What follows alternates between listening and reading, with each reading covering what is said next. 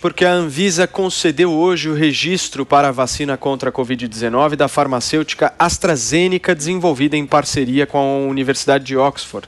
A solicitação de registro definitivo foi feita pela Fiocruz no dia 29 de janeiro.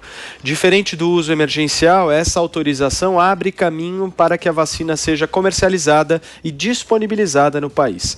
Ela também poderá ser aplicada em outros grupos, não apenas nos grupos prioritários, como ocorre no caso do registro emergencial. A Agência Nacional de Vigilância Sanitária também anunciou que o medicamento antiviral Remdesivir foi aprovado para o tratamento da Covid-19, inclusive com indicação na bula. O remédio é o primeiro aprovado no país especificamente contra o vírus. E outra notícia que saiu agora há pouco, gente, é que o Ministério da Saúde assinou o contrato para a compra de 10 milhões de doses da Sputnik 5. O imunizante ainda não conta com o aval da Anvisa e, com isso, os responsáveis pelo imunizante ainda precisam realizar o pedido de uso emergencial.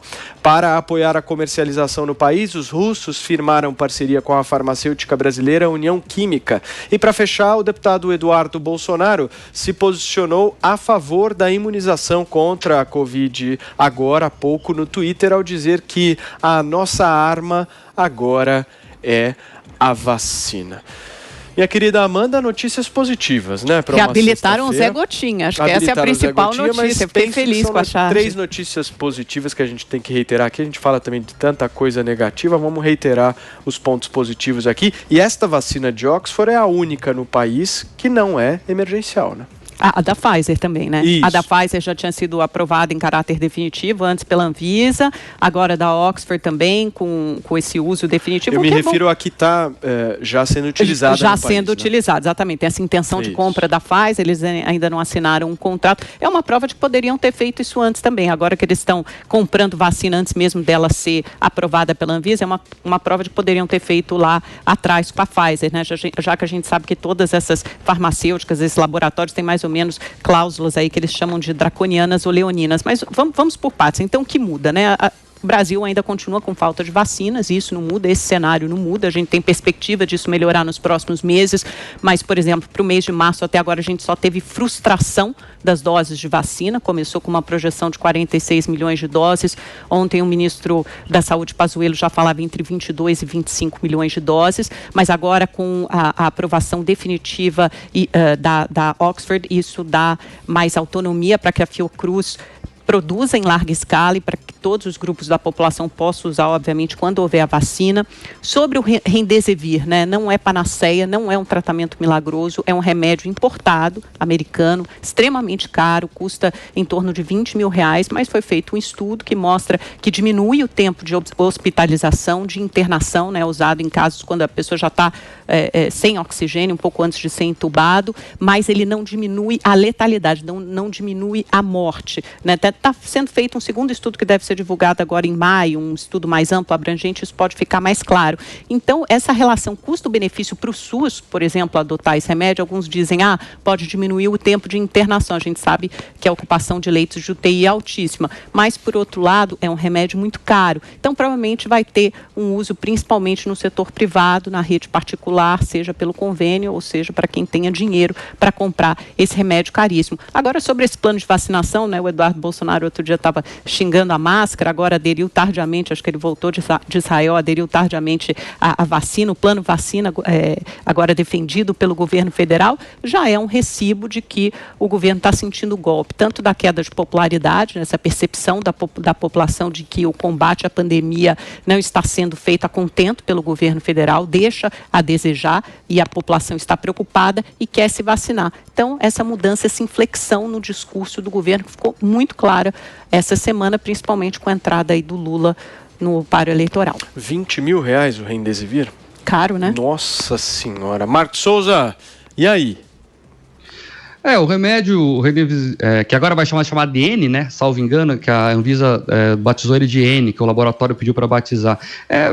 Mas a população em geral não vai ter acesso a ele, não adianta se enganar aqui, mas é importante que ele esteja aí adequado às normas sanitárias do país, caso venha a ser utilizado por alguém ou por alguma instituição de saúde, enfim. Importante mesmo falar das vacinas, e são todas boas notícias, Paulo. Eu vi ali você lendo 3 ou 4 notícias excelentes, e a que mais me chama a atenção é justamente esta questão da Sputnik V, que está chegando ao Brasil, finalmente. Estão sendo feitos os acordos técnicos para isso. A Anvisa deve se debruçar sobre o assunto com mais tempo e com mais celeridade nos próximos dias, e deve dar aí uma boa ajuda nesse processo de imunização. A vacina de Oxford, que agora recebe, né, é a primeira vacina produzida em solo brasileiro que tem a autorização definitiva. Isso é muito importante. É importante também dizer que estão sendo feitos aí acertos técnicos para que a Fiocruz aumente muito a produção da vacina aqui no Brasil, e isso é muito importante para toda a população. O governo Bolsonaro, o despertador tocou em Brasília. A gente sempre falou aqui, o governo teve uma letargia muito grande para startar esse processo da vacinação. O presidente, pessoalmente, fez muitas bravatas, falou lá da questão que não ia comprar vacina da China, teve que comprar, falou que podia virar jacaré quem tomasse da Pfizer. Claro que foi uma figura de linguagem, mas não precisava ter feito isso para não dar essa munição à parte da mídia, e principalmente a oposição, que cobra muito isso dele, e agora tenta se refazer e trazer a vacina, porque a vacina resolve 2 problemas em um só. Primeiro, que ela imuniza as pessoas, então tem a questão da saúde, mas também tem a questão da economia. Só com uma vacinação em massa e funcionando de verdade, o Brasil vai retomar a economia, vai poder aí gerar empregos novamente, a gente vai poder sair desse atoleiro. E aí, Constantino, notícias positivas, né? Notícias positivas, Paulo, mas como a Amanda disse, né, do Remdesivir, que não é uma panaceia, eu quero trazer, infelizmente, esse aspecto, não é que seja negativo, é realista e cauteloso. Nada é panaceia quando se trata disso. Eu quero lembrar que já temos vacinação para influenza, todo ano tem uma campanha, e infelizmente morrem milhares de pessoas todos os anos com gripe, né, com influenza. Então, eu tenho 2 conhecidas que trabalham em hospitais, por isso tiveram acesso logo à vacinação no Brasil, foi a Coronavac, e elas tomaram em janeiro e estão com o Covid, né? E com sintomas, nada muito grave, mas estão. Então, assim, isso vai acontecer.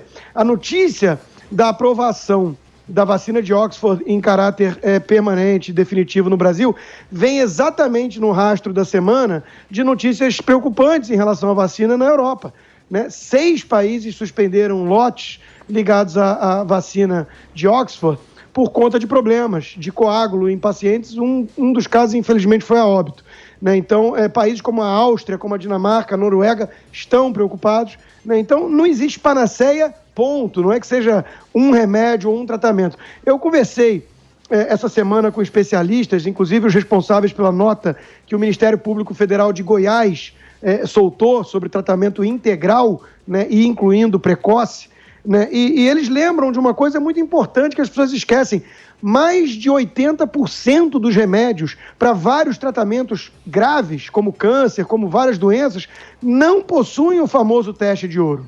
Não possuem o teste randomizado, duplo cego, mais robusto, publicado nas revistas mais respeitadas. Não existe, né? E mesmo assim nós damos o remédio. Então, hoje nós temos a notícia de que médicos europeus estão apelando com urgência para o uso da ivermectina, e tem vários estudos apontando sua eficácia.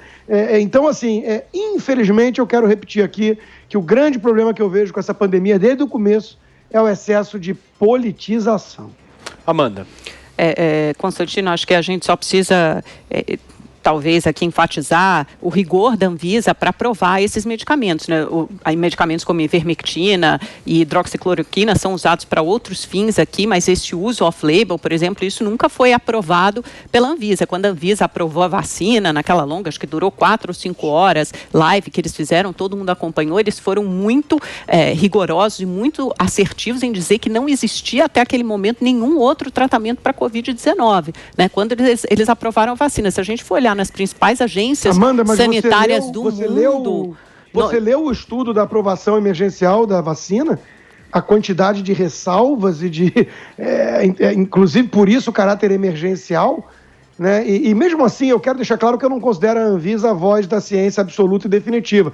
Mas mesmo assim, né? Eu não consigo entender a politização com esse tratamento precoce, eu não consigo entender. Mas pelo contrário, acho que não é politização, a gente está olhando justamente para agências sanitárias, então se você não acredita na Anvisa, vamos escolher a FDA, vamos escolher o Centro de Controle de Doenças da Europa ou dos Estados Unidos, nenhum deles, por enquanto, recomenda nenhum desses remédios, e é fácil ter acesso a isso, e eles têm acesso a todos essa multiplicidade de estudos que você cita, todos esses estudos passam pelo centro contingente médico científico deles, esses estudos são analisados e eles não aprovaram, não recomendaram nem em caráter emergencial o uso de nenhum desses medicamentos contra a Covid, como a Sociedade Brasileira de Infectologia também não recomendou. Então a gente infelizmente tem que seguir esses órgãos técnicos para usar ou não esses medicamentos, eles não podem virar instrumento de política pública, como se tornaram por esse governo, né? E são referendados constantemente, mesmo o Bolsonaro assumindo Amanda, você tá a utilidade da vacina, eu não estou politizando. Inúmeros médicos recomendam, mais de 1/4 dos médicos tomam e recomendam. Teve um, inclusive, em São Paulo, que processou o farmacêutico que revelou a público que ele tomou, né? Então, acho que a gente tem que parar de hipocrisia, porque a gente está lidando com vidas aqui. E eu não estou preocupado se é ou não para atacar o Bolsonaro, estou preocupado em salvar o máximo possível de vidas. É isso que nos interessa. Então, assim, eu não consigo entender por que ficar politizando e demonizando remédios que têm baixíssimo efeito colateral, baixíssimo risco, e vários especialistas e médicos no fronte de batalha estão atestando a eficácia. Não dá tempo para esperar o teste duplo cego, que, repito, de ouro não tem para 9 em cada 10 remédios que tomamos para vários tratamentos. Amanda. Constantino, só para ampliar esse dado, Paulo, rapidinho, se 1/4 dos médicos indicam, o dado é da Associação Médica Brasileira. Os próprios médicos se auto-entrevistaram lá, através da sua associação, e chegaram à conclusão que 1/4 dos médicos no Brasil indicam esses remédios para os seus pacientes. E essa discussão de remédio é de médico, gente. Se o médico recomenda e o paciente aceita tomar, é uma discussão que passa pelo consultório médico, não é para o palanque político. Amanda. Mas virou palanque político, né, Mark? A gente vê o Bolsonaro defendendo esses medicamentos. Só nessa semana ele fez isso na live dele ele ontem. Defende que as pessoas têm que tomar se o médico recomendar, mano. Ele não defende que as pessoas... Não, isso era protocolo do Ministério da Saúde. O ex-ministro da Saúde, Nelson Teich, perdeu o cargo porque ele não queria que a cloroquina fosse usada como protocolo no Ministério da Saúde. A gente sabe disso. Não adianta a gente tentar reescrever a história. E as agências sanitárias do mundo inteiro, nenhuma recomenda o uso nem de hidroxicloroquina, nem de ivermectina. Sobre a ivermectina ainda tem um ponto de interrogação. Eles ainda estão ampliando esses estudos e aprovando os estudos. Mas sobre a hidroxicloroquina, não é na minha opinião, é o que está escrito nessas agências. Agora pergunta para você, pela sua defesa, então esses médicos, todos que recomendam esses medicamentos, 1/4 dos médicos brasileiros recomendam, eles estão todos errados? Não, eu acho que eles são responsáveis pela relação médico-paciente. O que eu estou falando aqui é que isso não pode ser usado como política de saúde pública. Há uma diferença tremenda entre essas duas coisas. Mas por que não? Você tem chance de salvar a vida e baixíssimo risco, Amanda. Para que politizar isso? Só porque o Bolsonaro defendeu? Não é politizar, é porque as pessoas têm a sensação... Se é uma política... Primeiro porque eu acho temerário o Ministério da Saúde ou qualquer agência de vigilância sanitária recomendar um remédio, um medicamento que não tem comprovação, não tem embasamento científico. Muito pelo contrário. No caso da hidroxicloroquina, já está claro que pode fazer mal, tem efeitos adversos, hepáticos e cardiológicos. Um sai com a receita desses remédios embaixo do braço. De cada 4 pacientes do Brasil que vão ao médico, um sai com a receita embaixo do braço. Não é justo que o governo atenda a esses pacientes que querem tomar e que o médico recomendou, e mais, não é só o Bolsonaro. Vários governadores compraram hidroxicloroquina. Você sabe disso também, Amanda. Então, o sistema de saúde como um todo está recomendando para algumas pessoas. O Ministério da Saúde, inclusive, está sendo investigado pela Procuradoria-Geral da República por isso, né? Pela falta de atendimento em Manaus. Amanda, o pessoal entrou na justiça para proibir os remédios de tratamento integral precoce no Rio Grande do Sul. Isso te parece razoável? Constantino, isso é muito sério. Até o Tribunal de Contas da União, o Tribunal de Contas da União está investigando o uso de recursos públicos, de dinheiro público, para comprar remédio que não é permitido. Não, para comprar que é caro, mano. Tem vacina também, é caro. Não, é para comprar remédio que não tem comprovação científica. É diferente do Remdesivir, que acabou de ser aprovado pela Anvisa. A gente não pode botar tudo no mesmo balaio. Só para a gente complementar 9 em cada 10 remédios. Só para a gente complementar aqui a discussão, a Fiocruz disse nesta sexta-feira que receberá o dobro do número de lotes de ingrediente farmacêutico ativo, matéria-prima da vacina, previstos para o mês de março. Segundo a Fundação, serão 4 lotes de 256 litros cada. Os insumos importados da China vão garantir a produção de cerca de 30 milhões de doses da vacina.